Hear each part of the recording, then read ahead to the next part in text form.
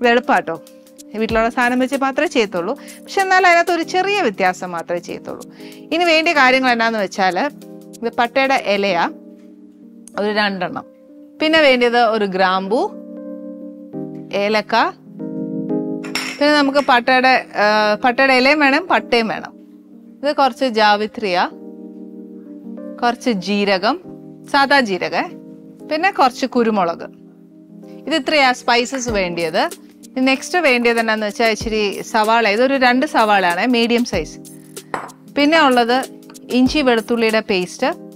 ഇത് ചതച്ചെടുക്കാമെങ്കിൽ ഏറ്റവും നല്ലത്. പിന്നെ ഒരു 1 കിലോ മട്ടണായത്. പിന്നെ വേണ്ടിയത് കുറച്ച് പാൽപ്പൊടിയാണ്. അത് നമ്മൾ ഇതുവരെ എവിടെയെങ്കിലും ചേർത്തിട്ടുണ്ടോ? ഇത് കുറച്ച് എന്താ പറയുക, നാണിൻ്റെ കൂടെയൊക്കെ കഴിക്കാൻ ബെസ്റ്റ് കറിയാട്ടോ അത്. അല്ലെങ്കിൽ നല്ല നൂൽ പൊറോട്ടയുടെ കൂടെയൊക്കെ കഴിക്കാനായിട്ട് ഭയങ്കര ടേസ്റ്റാണ്. പിന്നെ വേണ്ടിയത് കുറച്ച് മല്ലിയില, അത് അതിൻ്റെ ആ ഫ്ലേവർ കയറ്റാനായിട്ടുള്ളത്. പിന്നെ കുറച്ച് മഞ്ഞൾപ്പൊടി, കുറച്ച് മല്ലിപ്പൊടി, കുറച്ച് കാശ്മീരി മുളക് പൊടി, കുറച്ച് ഗരം മസാല. ഇത് കുറച്ച് ഫ്രഷ് ക്രീമാണ്. ഇത് കുറച്ച് തേങ്ങയും ബദാമും കൂടെ അരച്ചതാ. അതല്ലാന്നുണ്ടെങ്കിൽ ബദാം മാത്രം ഇടാം. അല്ല, ബദാമും തേങ്ങയും കൂടെ അരച്ച, അല്ലെങ്കിൽ കാഷ്യൂ അരയ്ക്കാം, കപ്പലണ്ടി അരയ്ക്കാം, ഏതായാലും. ഇപ്പം എൻ്റെ കയ്യിൽ ബദാം ഇരുന്നുകൊണ്ട് ഞാൻ അത് അരച്ചെടുത്തതാ. പിന്നെ കുറച്ച് തൈര്. ഇത് നമ്മൾ അരിഞ്ഞു വെച്ചേക്കുന്ന സവാള ഉണ്ട്. അതല്ലാതെ എനിക്ക് കുറച്ച് പച്ചക്കിടണം. അതിനായിട്ടൊരു 1/2 സവാള. ഇത്രയും സാധനമാണ് നമുക്ക് ഈ മട്ടൻ കറിക്ക് വേണ്ടിയത്. ഇതിൻ്റെയും പ്രൊസീജിയർ സെയിം ആണ് നമ്മൾ ചെയ്യുന്നത് പോലെ. ഏതാ 1 by 1 ഒരു ചീനച്ചട്ടി, എന്താ പറയുക, ഒരു ചൂട് കട്ടിയുള്ള പാത്രമാകുന്നതിൽ നമുക്ക് എളുപ്പമുണ്ടേ എല്ലാം ചെയ്യാനായിട്ട്. ആദ്യം ആ ഉള്ളി ഒന്ന് വാടുന്നതിൻ്റെ താമസമേ ഉള്ളൂ. അത് കഴിഞ്ഞ് കഴിഞ്ഞാൽ പടപടാ അല്ല ആയിക്കോളും. പക്ഷെ ഇതിന് വേണ്ടി എന്നാന്ന് വെച്ചാൽ സൺഫ്ലവർ ഓയിലാണേ.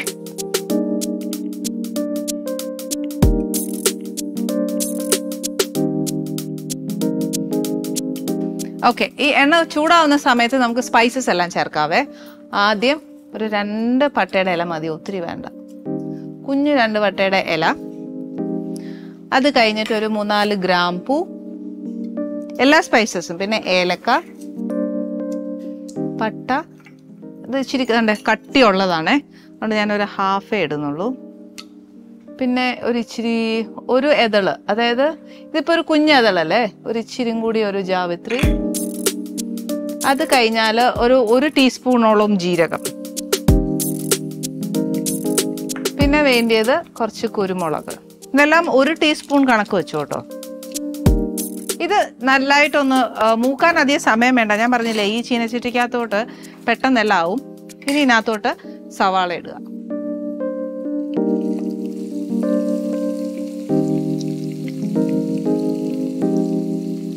സവാളയുടെ പരുവം നല്ല ബ്രൗൺ കളറാട്ടോ. അതായത് നമ്മൾ ബിരിയാണിക്കൊക്കെ വറുക്കുന്ന പോലെ തന്നെ ബ്രൗൺ. അതുകൊണ്ട് ഒരു ഇച്ചിരി ഉപ്പിടുക.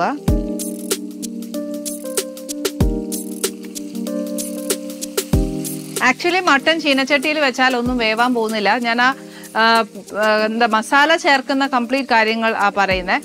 അതല്ല, നമ്മളിത് ഡയറക്റ്റ് ആയിട്ട് ഒരു കുക്കറിലോട്ട് ഇടുകയാണെന്നുണ്ടെങ്കിൽ അങ്ങനെ ചെയ്തേച്ചാലും മതി. ഇപ്പം ഞാൻ കുക്കറിൽ ഇടുകയാണെങ്കിൽ ഇതിൻ്റെ വാവട്ടം വിസ്താരം നമുക്കൊന്നും അറിയാൻ ഒക്കുകയല്ല. അതുകൊണ്ടാണ് ഞാൻ ഈ കാണിക്കാൻ വേണ്ടിയിട്ട് ഈ ചീനച്ചട്ടിയിലോട്ടാക്കിയത്.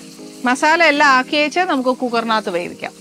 പിന്നെ ഉള്ളി നല്ല ബ്രൗൺ ആയി. ഇനി നെക്സ്റ്റ് ഞാൻ ഈ ഉള്ളി ബ്രൗൺ ആയതിനകത്തോട്ട് മട്ടൺ ആകുമ്പോഴും ഈ പറഞ്ഞ പോലെ ഇഞ്ചി വെളുത്തുള്ളി നമുക്ക് കാര്യമായിട്ട് വേണം. പക്ഷേ ഇത് നമ്മൾ സ്ഥിരം ഞാൻ പറയുന്ന പോലെ മേടിക്കുന്നതായതുകൊണ്ട് ഒരു 3/4 സ്പൂണേ ഞാൻ ഇടുന്നുള്ളൂ. ഇതും കൂടെ ഇതിൻ്റെ കൂട്ടത്തിൽ അങ്ങ് മുരിഞ്ഞോട്ടെ.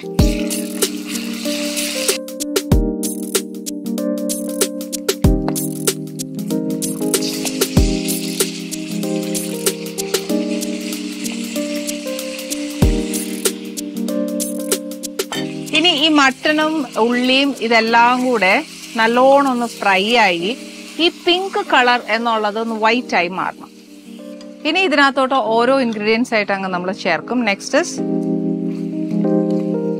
നമ്മുടെ മസാല എല്ലാം. അതായത് എന്നത്തിനെന്ന് പറയുക, ഇപ്പം ഈ മസാല ചേർക്കുന്നത് വൈറ്റ് ആയി കഴിഞ്ഞ ഉടനെ ഈ ഇറച്ചിന്നുണ്ടല്ലോ വെള്ളം ഊറുവേ. അന്നേരം നമ്മൾ ഈ മസാല ചേർത്ത് കഴിഞ്ഞാൽ ആ പൊടി വേവാനും ഒക്കെ എളുപ്പമാണ്. അതുകൊണ്ട് ഞാൻ നമ്മുടെ മഞ്ഞപ്പൊടി തുടങ്ങാം. ഫസ്റ്റ് ഒരു 1/2 ടീസ്പൂൺ മഞ്ഞപ്പൊടി. അത് കഴിഞ്ഞാൽ മല്ലിപ്പൊടി, അതൊരു 2 ടേബിൾ സ്പൂൺ എടുത്തോ. അത് കഴിഞ്ഞ് മുളക് പൊടി ഒരു കാശ്മീരിയാണ്, ഒരു 2.5 ടേബിൾ സ്പൂണോളം ആവാം. അതല്ല മറ്റേ 50-50 ബേസിസ് ഇടുന്നതെങ്കിൽ നമ്മുടെ എരിവുള്ള ഒരു മുളക് പൊടി ഒരു 1.5 കാശ്മീരി 1 ആയിട്ട് അങ്ങ് ഇട്ടേച്ചാൽ മതി. ഇനി ഈ പൊടിയുടെ ഒക്കെ ഒരു പച്ചച്ചോവയുണ്ടല്ലോ, ഇതൊന്ന് മാറട്ടെ. ആ മുളക് പൊടിയുടെയും മല്ലിപ്പൊടിയുടെ ഒരു കുത്തല ചൊവയില്ലേ, അതൊന്ന് മാറണം. അതായത് ആ കുത്തല ചൊവ മാറുന്ന എങ്ങനെയാണെന്നറിയാലോ, നമ്മൾ ഈ ഒഴിച്ചേക്കുന്ന എണ്ണയെല്ലാം ഈ ചുറ്റുമൊക്കെ ഒന്ന് തെളിഞ്ഞു വന്ന് എന്താ പറയുക, പൊടിയൊക്കെ ഒന്ന് മൊരിയും. അതതിൻ്റെ കണക്ക്. പിന്നെ ഈ പറഞ്ഞ പോലെ ഒന്ന് ഇളക്കി കൊടുക്കാനായിട്ട് മറക്കരുത്. ഇനി നമ്മൾ ഇതിനകത്തോട്ട് ഒരു ഇച്ചിരി തൈര് ചേർക്കും. അധികം പുളിയുള്ള തൈര് വേണ്ട, പുളി കുറഞ്ഞ മതി.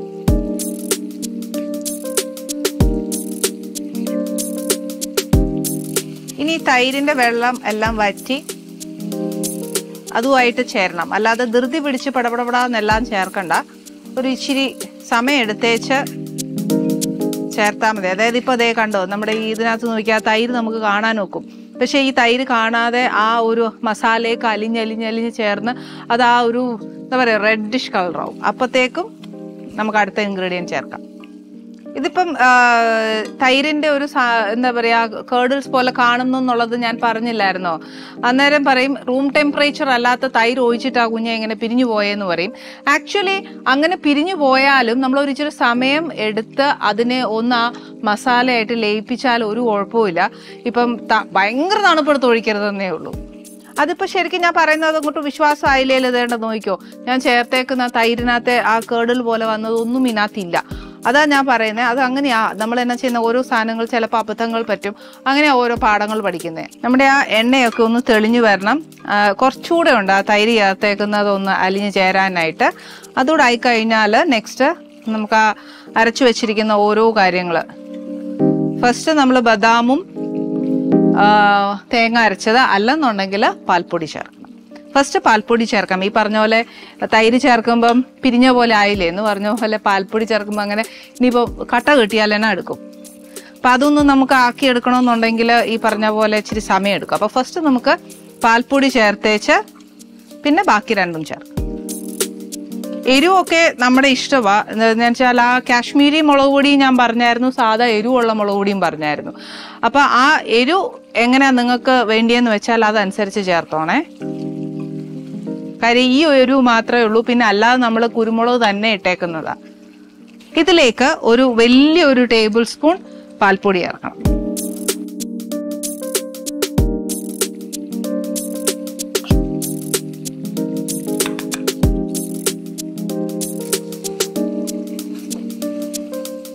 ഇത് ശരിക്കും UP-കാരുടെ ഒക്കെ റെസിപ്പി ആട്ടോ. നല്ല ടേസ്റ്റ് അത് കണ്ടോ. ആ പാൽപ്പൊടിയും അതിനകത്തോട്ട് അങ്ങ് അലിഞ്ഞു ചേർന്നു. ഒരു കട്ട കെട്ടുവോ അങ്ങനെ ഒന്നും ചെയ്തിട്ടില്ല. പക്ഷേ നമ്മൾ ഇപ്പോഴൊന്നും വെള്ളം ഒഴിക്കരുത്. ആ ഒരു മസാലയൊക്കെ ഒന്ന് മൊരിഞ്ഞ് മട്ടൺ കറിക്ക് ബേസിക്കലി ഒരു കളറില്ലേ നമ്മുടെ നാട്ടിൽ നോക്കുമ്പോൾ, അതിനോളം എത്തിക്കാൻ മാക്സിമം ശ്രമിക്കുക. ഇനി നെക്സ്റ്റ് ഇതിനകത്ത് ചേർക്കാൻ പോകുന്ന അണ്ടിപ്പരിപ്പും തേങ്ങയും കൂടെ അരിച്ചു വെച്ചിട്ടുണ്ട്. ഇതിപ്പോൾ ഞാൻ ബദാം അരച്ചേക്കുന്നത്, അതതിനകത്ത് ചേർക്കുന്നത്.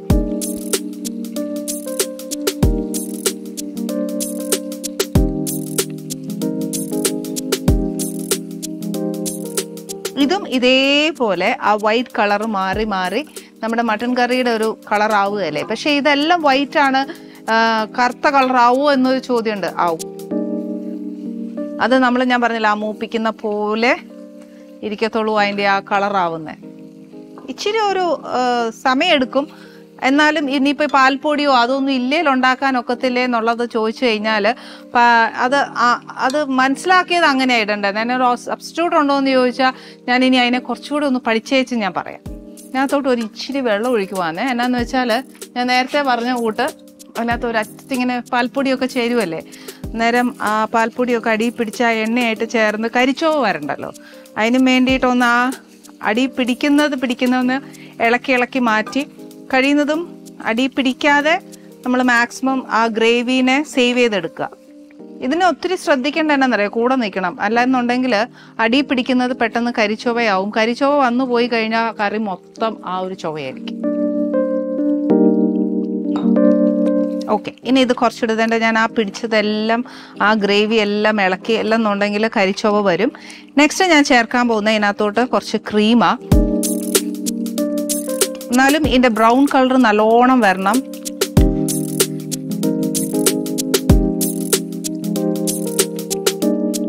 ഇതുവരെ ഞാൻ ഉപ്പിട്ടില്ല. ആദ്യം ഉള്ളി വഴട്ടാൻ നേരം മാത്രമേ ഞാൻ ഉപ്പിട്ടുള്ളൂ. ഇനി ഒരു ഇച്ചിരി ഉപ്പും കൂടെ ഇട്ട് കൊടുക്കുക. കാര്യം എന്നാന്ന് വെച്ചാൽ ഗ്രേവിയിലെല്ലാം ഒന്ന് വേണം. മാത്രമല്ല ഗ്രേവിയിൽ എന്തോരം ഉപ്പുണ്ടെന്ന് നോക്കിയാലേ അത് മട്ടണിൽ പിടിക്കുമ്പോൾ എത്ര കുറയും എന്നുള്ളത് നമുക്ക് അറിയാനൊക്കത്തുള്ളൂ. അതുകൊണ്ട് ഒരു ഇച്ചിരി ഉപ്പ് കൂടെ ഇടുവാണേ.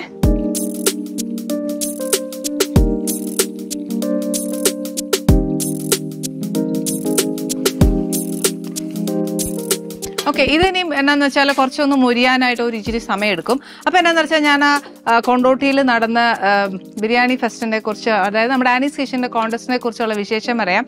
എനിക്ക് ശരിക്കും ഫസ്റ്റ് ടൈം അതിൻ്റെ ഇത് വരുന്ന എക്സ്പീരിയൻസ് എന്ന് പറയുന്നത്. ഏറ്റവും സന്തോഷം എന്താണെന്നറിയോ, അവിടെ ചെന്നിറങ്ങിയപ്പോൾ ഞാൻ അവിടെ പറഞ്ഞ പോലെ തന്നെ കൽബ് നിറച്ച് സ്നേഹമുള്ള ആൾക്കാരാണ്. ശരിക്കും അത് പറയാതിരിക്കാനൊക്കത്തില്ല. അവരുടെ സ്നേഹം ഞാൻ കണ്ടറിഞ്ഞു. ഇത് ഞാൻ ഇവിടെ ഇരുന്ന് വർത്താനം പറഞ്ഞാൽ ഒക്കത്തില്ല. അവിടെ പോയി എക്സ്പീരിയൻസ് ആയാലേ ഒക്കത്തുള്ളൂ. അത് മാത്രമല്ല, എത്രയോ വീട്ടമ്മമാരെ പരിചയപ്പെട്ടു. അതിൻ്റെ കൂട്ടത്തിലാണെങ്കിൽ ഈ ബിരിയാണി എത്ര ബിരിയാണിയാണ്, 20 ബിരിയാണിയൊക്കെയാണ് കഴിച്ചു നോക്കിയത്. പക്ഷെ ഞാൻ അന്നും പറഞ്ഞു ഞാൻ ഇവർക്ക് ആർക്കും മാർക്ക് ഇടുകയില്ല, അതെല്ലാം അഭിതത്താണ് ഇട്ടത്. കാര്യം എനിക്ക് അവർക്ക് മാർക്ക് ഇടാനൊന്നും വലുതായിട്ടൊന്നും ഞാൻ ആയിട്ടില്ല. ഞാൻ ജസ്റ്റ് ഒരു വീട്ടമ്മ മാത്രമേ ഉള്ളൂ. പക്ഷെ അഭിതയ്ക്ക് നല്ലോണം അറിയാം അത് എവിടെയാണ് മാർക്ക് കൊടുക്കേണ്ടതെന്നും. Of course she's the queen of Mappila cuisine. അപ്പോൾ പിന്നെ പുള്ളിക്കാരത്തിക്ക് അറിയാൻ മേലാത്തൊന്നും നമുക്കറിയത്തില്ല. അവർക്ക് ഫസ്റ്റ് പ്രൈസിൻ്റെ കൂടെ എൻ്റെ ഒരു ആഗ്രഹം, എൻ്റെ കൂടെ എൻ്റെ അടുക്കളയിൽ അവർക്ക് വേണ്ടി എന്തെങ്കിലും ഒന്ന് ഉണ്ടാക്കി കൊടുക്കണം എന്ന് എൻ്റെ ഒരു ആഗ്രഹമില്ലേ. അതുകൊണ്ട് ഞാൻ പറഞ്ഞു ഞാൻ എൻ്റെ ആനീസ് കിച്ചണിൽ അവരെ കൊണ്ടുപോകുന്നത്. അപ്പം നമ്മൾ ഈ ആനീസ് കിച്ചൻ്റെ കോൺടെസ്റ്റിൽ നമ്മൾ കൊടുത്തിരിക്കുന്നത് മലബാർ ബിരിയാണി ആയിരുന്നു. അപ്പം എന്നാന്ന് വെച്ചാൽ ഞാൻ വിചാരിച്ചു എല്ലാം ഒരേ ടേസ്റ്റ് ആയിരിക്കും. പക്ഷേ ടു ബി ഫ്രാങ്ക് ഒരു കാര്യം പറയട്ടെ, ഈ 20 പേരുടെയും കൈപുണ്യം അപാരവാ. കാര്യം എന്നാന്ന് വെച്ചാൽ ഒന്നിനും മെച്ചവാ. ഏതിനാ പറയുന്നത്, ഏതാ നല്ലതെന്ന് പറയും, ഏതാ ചീത്തയെന്ന് പറയും, ഒന്നും പറയാനൊക്കത്തില്ല. ഒന്നിനൊന്നും മെച്ചം, പക്ഷേ ഡിഫറെൻറ്റ് ടേസ്റ്റ്. ഇതൊക്കെ ശരിക്കും നമ്മളിങ്ങനെ ചെല്ലുമ്പോഴല്ലേ അറിയുന്നത്. നമ്മളെക്കാട്ടിലും എത്രയോ മിടുക്കും എന്താ പറയുക കൈപുണ്യമുള്ള അമ്മമാരും ചേച്ചിമാരും ഉണ്ടെന്നുള്ളത് ഷുഡ് അപ്രിഷിയേറ്റ്. ഞാൻ എൻ്റെ ഒരു സിൻസിയർ ഹാർട്ട് വെച്ച് പറയാം, അതിൻ്റെ ഒരു അംശം പോലും ഞാൻ എത്തുകയില്ല. ഇതൊക്കെ നിങ്ങളുടെ ഒരു പ്രോത്സാഹനത്തിലാട്ടോ ഞാൻ ഇത്രയെങ്കിലും എത്തിയത്. അപ്പം അവർക്ക് അത്രയും കൽബ് നിറച്ച സ്നേഹവും മനസ്സറിഞ്ഞ എന്താ പറയുക എനിക്ക് ബിരിയാണിയും എല്ലാം നിറവോടുകൂടി തന്ന ആൾക്കാർക്ക് എനിക്ക് ഇത്രയെങ്കിലും ചെയ്യാൻ പറ്റുന്നത് ദൈവത്തിൻ്റെ അനുഗ്രഹമാണ്. വേണ്ടേ, ഞാൻ ചേർത്തേക്കുന്ന എല്ലാ സാധനവും ഇതിനകത്തായി. എണ്ണ നല്ലോണം തെളിഞ്ഞു. ഇനി ഇതിനകത്ത് കിടന്നാൽ എന്തായാലും മട്ടൺ ആവുകയില്ല. അതായത് അതിൻ്റെ ഒരു വേവ് നമുക്ക് എല്ലാവർക്കും അറിയാം ഒരു ഇച്ചിരി കൂടുതലാണെന്നുള്ളത്. അതുകൊണ്ട് ഒരു മിനിമം 3 വിസിൽസ് നോക്കിയതിന് ശേഷം, കാര്യം ഇതിനകത്ത് കിടന്നും കുറേ നമ്മൾ വേവുമല്ലേ, അപ്പോൾ ഒരു മിനിമം ഒരു വിസില് ഫുൾ ഫ്ലെയിമിൽ എടുത്തേച്ച് പിന്നെ 2 വിസില് ചെറിയ 2 ഫ്ലെയിമിൽ എടുത്തേച്ചാൽ മതി. അപ്പോഴത്തേക്ക് മട്ടൺ നല്ലതായിട്ട് വേവും. അതിന് മുമ്പ് ഇതിനകത്തോട്ട് ഞാൻ കുറച്ച് ഉള്ളിയും കൂടെ ഇതിനകത്തോട്ട് ഇടാൻ പോവാം. ഇത് വഴറ്റിയ ഉള്ളിയോ അങ്ങനത്തെ ഒന്നുമല്ല, സാധാ പച്ച ഉള്ളി. ഓക്കെ, കുറച്ച് ഹൈ ഫ്ലെയിമിൽ നമ്മുടെ ഉള്ളി നല്ലതായിട്ട് ചേർത്തു. ഇതിനകത്തോട്ട് last but not the least ഇച്ചിരി ഗരം മസാല. നമ്മൾ ഹോൾ സ്പൈസസ് ഇട്ടിട്ടുണ്ട്, പക്ഷെ എന്നാലും പൊടിച്ചതും കൂടെ ഒരു ഇച്ചിരി ഇടുമ്പോഴേ അതിനകത്തൊരു മണം വരത്തുള്ളൂ. അപ്പോൾ അതുകൂടെ ഇട്ടേച്ച് ഇത് ഞാൻ കുക്കറിലോട്ട് ട്രാൻസ്ഫർ ചെയ്യും. ഇത്രയും മാത്രമേ നമ്മുടെ മട്ടൺ കറിയുടെ പ്രിപ്പറേഷനുള്ളൂ. ഇത് ഭയങ്കര ടേസ്റ്റാണ്. ഏറ്റവും നല്ലത് നാണുമായിട്ട് കഴിക്കാനാണ് നല്ലത്. അല്ലെന്നുണ്ടെങ്കിൽ നല്ല നൂല് പൊറോട്ട, ഇതൊന്നും നമ്മുടെ വീട്ടിൽ സാധ്യമല്ല എന്നുണ്ടെങ്കിൽ നല്ല വെള്ളയപ്പോ പാലപ്പോ ഏതായാലും നല്ല ടേസ്റ്റാണ്. ഇതൊന്നും ഇല്ലെങ്കിലും ഒരു നെയ്ച്ചോറാണെങ്കിൽ പോലും ഭയങ്കര ടേസ്റ്റാട്ടോ. അപ്പം ഞാനൊരു ഇച്ചിരി ഗരം മസാല ഇടുക. ഇട്ടേച്ച് ഞാൻ കുക്കറിലോട്ട് മാറ്റും. ഹോൾ സ്പൈസസ് ഉണ്ട്. അപ്പോൾ ഇതൊരു ജസ്റ്റ് ഒരു ഫ്ലേവർ എൻഹാൻസിങ് എന്ന് മാത്രമേ ഉള്ളൂ, ഒരുപാട് വേണ്ട. ഡെക്കറേറ്റ് ചെയ്യാനുള്ള കുറച്ച് മല്ലിയില വെച്ചേച്ച് അതിൻ്റെ ഫ്ലേവറും കൂടി ഇതിനകത്തോട്ട് വരാനായിട്ട് ഞാൻ ഒരു ഇച്ചിരി മല്ലിയില, അല്ലെങ്കിൽ ഈ ഒരു നിറത്തിനകത്തോട്ട് ഒരു ഇച്ചിരി പച്ചനിറം കാണാനായിട്ട് ഭയങ്കര രസമാണ്. കണ്ടോ, ഇനി ഇച്ചിരി ഡെക്കറേറ്റ് ചെയ്യാൻ വേണ്ടി വെച്ചേക്കാം. അപ്പോൾ ഇതിൻ്റെ ആ മല്ലിയിലയുടെ ഫ്ലേവറും കൂടെ ഈ മട്ടനകത്തോട്ട് നല്ലോണം വരും.